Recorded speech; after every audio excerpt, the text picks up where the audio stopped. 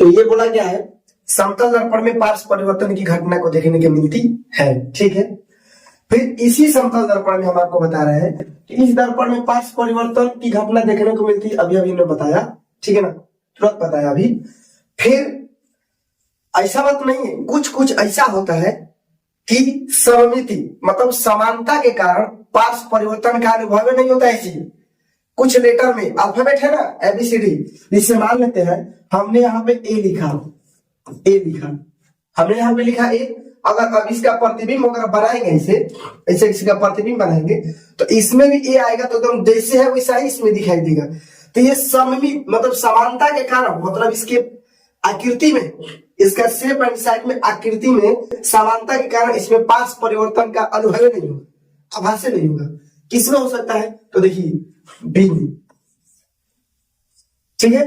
B का जब ऐसे करिएगा, इसे दिखाई दे रहा है, बी में जब इसका प्रकाश पड़िएगा मतलब यहाँ पे इसे दर्पण रखते हैं, यहाँ पे देखिए, तो यहाँ पे दर्पण रखेंगे तो ये वाला कहाँ दिखाई देगा बाबू? ऐसे दिखाई देगा, ऐसे भी दिखाई देगा। इसको कहते हैं पार्श्व परिवर्तन। ये मान लीजिए होगा समतल दर्पण हो गया एन। और आपको पता है कि समतल दर्पण में जो प्रतिबिंब बनता है कहाँ बनता है? पीछे बनता है। जब बी को प्लेन मिरर के सामने रखेंगे तो ये बी दर्पण के पीछे आपको इस प्रकार से दिखाई देगा।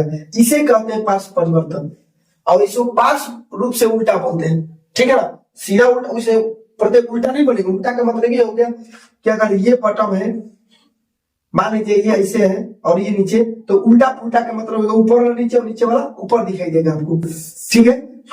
तो आप ही बताइए ऐसा कौन सा अक्षर है जो आपको पार्श्व परिवर्तन का आभास नहीं करा पाएगा? तो बताइए तो। एक मिनट, आपको ऐसा कौन सा ऐसा लग रहा है कि मतलब पार्श्व परिवर्तन का आभास हो पाएगा? आप ही बताइए। जब समझ गए अल्फाबेट में होगा तो सबसे पहले एग्जाम्पल इसका लिख लेते हैं, ध्यान दीजिएगा। एग्जाम में पूछता है कि निम्न दिए गए अक्षरों में से कौन सा पार्श्व परिवर्तन का अनुभव नहीं कराएगा? तो हमको तो लग रहा है कि सबसे पहले अल्फाबेट होगा ए, वो भी कब? जब सिंपल आकृति में लिखा रहेगा तब। अभी यही नहीं कि आप ऐसे लिखेंगे तो उल्टा हो ही जाएगा। ये कैपिटल लेटर का बात कर रहे हैं। पार्श्व परिवर्तन लिखने का मतलब इसका शेप एंड साइज बता रहे हैं। ऐसे लिख रहे तब जाके, इतना स्मॉल लेटर लिख दिएगा तो उसका पार्श्व परिवर्तन होगा, फिक्स है कि होगा। ऐसा बात नहीं कि ए बोल दिया तो ए बोल दिया। ए बोलने से पहले आपको बोलना पड़ेगा कैपिटल लेटर, और लिखावट पे डिपेंड करेगा कि कोई कर्सिव लिख रहा है कि कोई किससे लिख रहा है। समझ गए बात को ना? तो ध्यान से। हाँ, तो बाबू सिंपल में लिख रहे हैं ए, इसका पार्श्व परिवर्तन का अनुभव नहीं होगा। आप इसको किसी भी तरह से देखते हैं, ऐसे बनेगा तो ये भी इसी में ऐसे ही बनेगा, ऐसे बनेगा, मतलब आकृति आपका सेम रहेगा। इसलिए कैपिटल ए का पार्श्व परिवर्तन का अनुभव नहीं होता है। फिर इसी प्रकार आपको एग्जाम्पल आएगा, ए आया, टी आया, ओ आएगा, डब्ल्यू आएगा, ठीक है, एक्स आएगा, वाई नहीं जा सकता है क्योंकि वाई को जब लिखिएगा ना तो ऐसे लिखना पड़ेगा, सॉरी ऐसे आ जाएगा समतल दर्पण में, इसलिए ऐसे नहीं हो पाएगा। इसका पार्श्व परिवर्तन अनुभव हो जाएगा। चलिए विकी बाबू, A T O W X, क्या पार्श्व परिवर्तन अगर किसी को आप बताएंगे तो क्या हमेशा के लिए हो जाएगा कि ए पार्श्व परिवर्तन का अनुभव नहीं होता है? नहीं। क्यों? उसका लिखावट पर डिपेंड करेगा कोई कैसे लिख रहा है। ये आपने माना कि ए टी ओ डब्ल्यू और एक्स में कोई पार्श्व परिवर्तन का अनुभव नहीं होता है, लेकिन नहीं होने के मतलब ये नहीं कि आप ए को ऐसे लिख दिए और इसमें पार्श्व परिवर्तन का अनुभव नहीं होगा। इसलिए इसके आकृति और शेप पर डिपेंड कर रहा है, ठीक है ना, कि आप किस प्रकार से लिख रहे हैं। यहाँ पे कैपिटल लेटर का बात कर रहे हैं। एक और है जी, आई हो जाएगा, एच भी हो सकता है, एच भी हो सकता है। और की आपके नजर में तो बोलिए 1 2 3 4 5 6 7, यू भी हो सकता है, बहुत बढ़िया, यू बहुत बढ़िया, यू और भी हो सकता है, भी ऐसे लिखिएगा तो हो जाएगा, बहुत बढ़िया भी। लेकिन ये समान आकृति का होना चाहिए। देखिए थोड़ा सा भी करेंगे तो पकड़ा जाएगा वो कि इसमें डिफरेंट दिखाई दे रहा है, ऐसे करिएगा तो। वाई का भी हो सकता है क्या? वाई का हो सकता है, लेकिन आप ऐसे करके लिखिएगा तब होता है ना ऐसे करके। हाँ। y का वो लिखने पर डिपेंड करेगा, y क्या होगा वो लिखने पर डिपेंड करेगा। y क्या कर सकते हैं, आइए कीजिए, लीजिए। आप कैसे लिख रहे हैं लिखिए, आप ही लिखिए। आप किस प्रकार से y लिखते हैं? हाँ, ये हो सकता है। लग रहा है कि हो जाएगा। हाँ, इसको करिएगा तो जो ये वाला पोर्शन है पहले ही यहाँ से आ जाएगा, आई वाला जो पोर्शन इधर आ जाएगा। कैसे होगा आप बताइए? नहीं हो पाएगा। नहीं हो पाएगा, वही तो बोल रहे हैं। मतलब ये लिखने पर डिपेंड कर रहा है कि आप किस तरह से लिख रहे हैं। समतल दर्पण में एक विशेषता एक और है, बहुत बहुत बढ़िया विशेषता है, कारण कि प्रतिबिंब का आकार वस्तु के आकार के बराबर होता है। मतलब ये कि समतल दर्पण में जैसे जाएंगे, जितना ही आकार का जाएंगे, जितना ही हाइट का जाएंगे, उसका प्रतिबिंब उतना ही हाइट का समतल दर्पण में पीछे उसका दिखाई देगा। इसे मान लीजिए ये है आपका समतल दर्पण। क्या है? समतल दर्पण। अब देखिए, ये मान लीजिए 8 इंच का लगभग होगा, मान लेते हैं अप्रॉक्स, और इसमें इसको करेंगे तो आपको 8 इंच का दर्पण में दिखाई देगा। देख लीजिए 8 इंच का दिखाई देगा।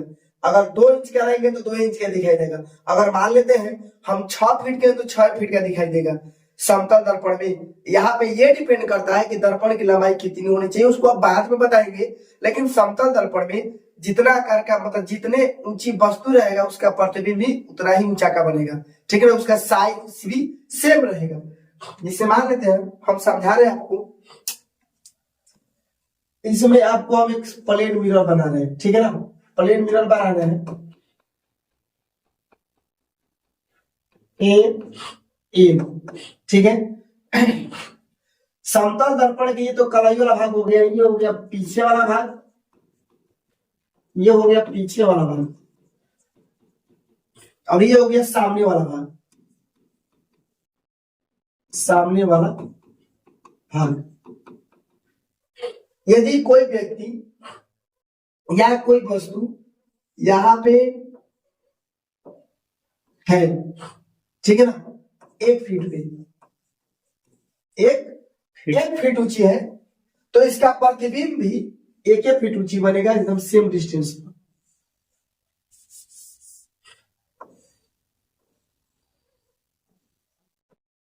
एक फीट, ये हुआ आकार। समतल दर्पण में यदि 1 फीट का वस्तु दर्पण के सामने रखेंगे तो उसका प्रतिबिंब भी 1 फीट का बनेगा। 2 फीट का वस्तु रखते हैं तो उसका प्रतिबिंब भी 2 फीट का बनेगा। 2 सेंटीमीटर का रखते हैं तो उसका प्रतिबिंब भी 2 सेंटीमीटर का बनेगा। मतलब जैसन वस्तु वैसन प्रतिबिंब। मेरे कहने का मतलब है, आप जिस प्रकार का वस्तु रखेंगे, जिसके हाइट के अनुसार रखेंगे, उसका प्रतिबिंब भी उतना ही साइज का उसमें दिखाई देगा। और इस पर भी न्यूमेरिकल है, बहुत बढ़िया न्यूमेरिकल है यहाँ पे, तो ध्यान से समझेंगे। यही कारण है कि समतल दर्पण का रेखीय आवर्धन जो होता है +1 होता है। सब यही कारण है, यही कारण है प्रतिबिंब का आकार वस्तु के आकार के बराबर होता है। यही कारण है कि इसका रेखीय आवर्धन क्या होता है, +1 होता है। नोट कीजिएगा, इस दर्पण का रेखीय आवर्धन क्या होता है, +1 होता है। इस दर्पण का जो रेखीय आवर्धन होता है +1 होता है। क्या कारण हो सकता है, तो समतल दर्पण में प्रतिबिंब का आकार वस्तु के आकार के क्या हो रहा है, प्रतिबिंब का आकार वस्तु के आकार के बराबर हो रहा है। अब कैसे हो रहा है हम आपको सीध करके बताएंगे। अभी जस्ट बता रहे हैं कि इस दर्पण का रेखीय आवर्धन +1 क्यों होगा। तो अभी हमने बताया कि आवर्धन को मैग्निफिकेशन बोलते हैं, और आवर्धन को दर्शाते हैं बाबू एम से। आवर्धन आवर्धन को हम दर्शाते हैं एम से, और यह एम बराबर होता है बाबू H'/H, जहां पे H' बराबर है प्रतिबिंब का आकार, प्रतिबिंब का आकार, ठीक है, और बटा में जो H है आपको वस्तु का आकार है, वस्तु का आकार। चलिए हम आपको एम दिखाते हैं। तो ये हुआ आपको H' बराबर, ठीक है ना, और ये हुआ आपको H बराबर। ध्यान से समझेंगे।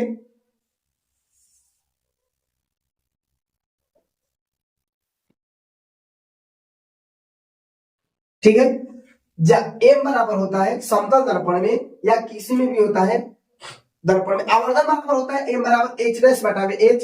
एच डैश का मतलब हो गया प्रतिबिंब का आकार और एच का मतलब हो गया वस्तु का आकार। समझ गए?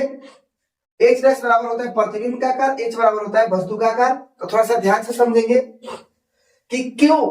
देखिए आवर्धन होता है प्लस वन, तो मान लेते हैं समतल दर्पण ऐसे है, ठीक है, एम और एम।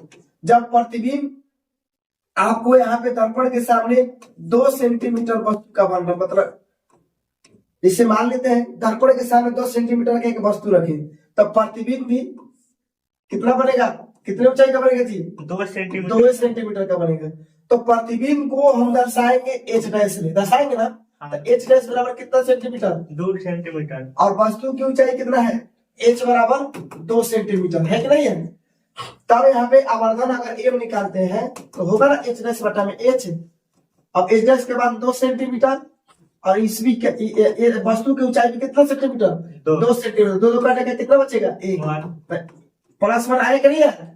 इसका भी कोई डायमेंशन नहीं होता है, कोई बीमा नहीं होता है, क्योंकि कट जाता है, सेंटीमीटर सेंटीमीटर कट गया। इसलिए आप बोल सकते हैं कि इस दर्पण का रेखीय आवर्धन क्या होता है? +1 होता है। देख लीजिए, अगर 2 सेंटीमीटर का वस्तु है तो प्रतिबिंब भी 2 सेंटीमीटर का बन रहा है, और प्रतिबिंब को हमने एच डैश से माना, तो एच डैश बराबर 2 सेंटीमीटर और एच बराबर कितना सेंटीमीटर? 2 सेंटीमीटर। इसलिए हम निकाल सकते हैं रेखीय आवर्धन एम बराबर होता है एच डैश बटा में एच। तो एच डैश का मान है 2 सेंटीमीटर, अब बटा में 2 सेंटीमीटर, 2 कट के कितना है? +1। तो हम बोल सकते हैं कि समतल दर्पण का जो रेखीय आवर्धन होता है कितना होता है? +1 होता है। तो इस आपको इसको नोट करना पड़ेगा, ठीक है। अब देखिए यहाँ पे आपको ये पॉइंट सीखना बहुत जरूरी है, यहाँ पे ये पॉइंट सीखना समतल दर्पण के बहुत जरूरी है कि समतल दर्पण में प्रतिबिंब कहाँ पे बनता है। तो जिसे मान लीजिए ये है आपको समतल दर्पण, यहाँ पे आपको एक फिर बता रहे हैं समतल दर्पण। एक बात को ध्यान से देखिएगा, एम और एम, यहाँ पे डिस्टेंस का बात कर रहे हैं, समतल दर्पण में डिस्टेंस का बात कर रहे हैं। चलिए ना मान लेते हैं कि यहां से कोई वस्तु हमने यहाँ पे, बाबू ध्यान से समझिएगा, हमने यहाँ पे वस्तु को 2 मीटर की दूरी पर रखा, यहाँ पे दर्पण के सामने, यहाँ पे ये दर्पण है, इसके 2 मीटर सामने 2 मीटर दूरी पर एक वस्तु को हमने रखा, तो प्रतिबिंब दर्पण के पीछे बनता है।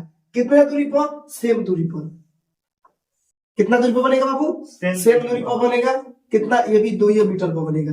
बात को समझिए, यदि दर्पण में या दर्पण के सामने यदि 2 मीटर की दूरी पर किसी वस्तु को रखते हैं तो उसका प्रतिबिंब भी 2 मीटर पर ही बनेगा, दर्पण के पीछे ही। अगर आप 1 मीटर आगे बढ़ाते हैं बाबू, 1 मीटर और पीछे खींचते हैं यहाँ पे, तो ये भी 1 मीटर कहाँ जाएगा? पीछे। अगर आप 1 मीटर आगे बढ़ाते हैं, 1 मीटर आगे बढ़ाते हैं, तो ये भी कहाँ जाएगा? 1 मीटर कहाँ से जाएगा? यहाँ से 1 मीटर आगे, टोटल 3 मीटर हो जाएगा ना जी। तो यहाँ से 3 मीटर और यहाँ से 3 मीटर। लेकिन अब वहां से आप बोल रहे हैं कि हमको 1.5 मीटर आगे जाना है, दर्पण के आगे जाना है, तो दर्पण के आगे मान लीजिए 1.5 मीटर ये हो जाएगा, आगे क्या? तो ये भी तो आगे जाएगा 1.5 मीटर। मतलब इससे ये साबित होता है कि जितना दूरी पर वस्तु रहेगा उतना ही दूरी पर क्या रहेगा? प्रतिबिंब। समतल दर्पण में वस्तु दूरी बराबर प्रतिबिंब दूरी।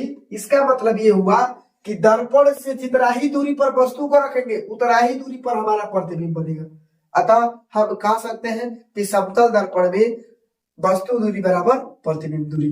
क्लियर? तो इसको नोट कीजिएगा, और इस पर बहुत सारा न्यूमेरिकल है, थोड़ा सा ध्यान से। न्यूमेरिकल बनाने के लिए सारे टॉपिक को याद करना बहुत जरूरी है।